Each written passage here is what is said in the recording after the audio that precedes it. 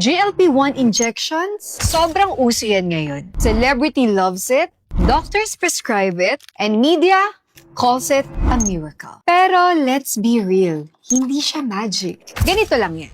GLP-1 is a hormone na nagpapabagal ng digestion at nagpapawala ng gutom mo. Kaya naman konting kain equals weight loss. Pero ito ang problema. This does not fix your metabolism in the first place. Yung stress, toxins, bad food, muscle loss, andun pa rin. Kaya naman pag tumigil ka sa injection, bumabalik yung cravings, gutom, bumabalik ang timbang, kasi yung katawan mo hindi na-rebuild. GLP-1 injection is a lease, not an ownership. And you're renting the result until the shot stops. And then, the bill comes due. At ang side effects na hindi alam ng karamihan, nausea, gallbladder issue, muscle loss, and even pancreatitis. Mas payat ka, pero mas mahina ang metabolism mo. Kung totoong solusyon to, bakit mas dumadami ang obesity at diabetes? Kasi hindi ito cure. It's just a subscription. Once you start, gusto ka nila forever on it. GLP-1 drug is just